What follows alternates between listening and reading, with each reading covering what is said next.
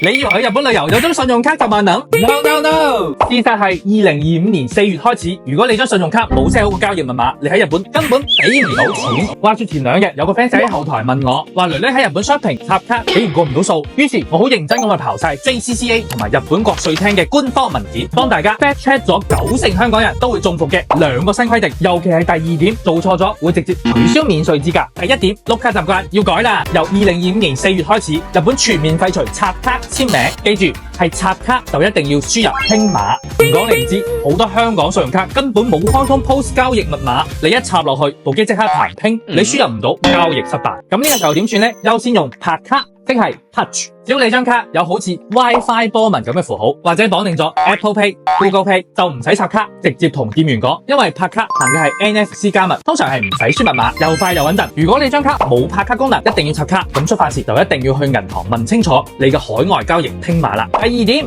退稅有新規定，以前買太多，有師兄會去郵局寄翻香港，再攞單退稅。聽清楚啦，2025年4月開始，自己寄包裹翻香港，冇免稅資格，所有嘅免稅品必須要你親身帶住出境，海關隨時會查到冇貨喺身邊，補稅兼罰款。仲有呢度有個重大預告話埋俾你知，去到今年嘅2026年11月份，日本會改行先付稅後退款，即係你買嘢嗰陣先俾齊10%嘅消費稅先，要到你離境嗰陣先帶埋件免稅品同護照去機場嘅稅關嗰度做出境確認。海關睇過冇問題，個系統先會放行退稅俾翻你。簡單總結一下，2025年4月之後，即係而家去日本旅遊消費，碌卡見機就拍，唔好插免稅品要更新，唔好記。我幫大家整理咗呢一張日本消費防服懶人卡，貼低佢，去日本就淡定晒啦。Follow Benny，分享俾你更多日本旅遊小驚喜。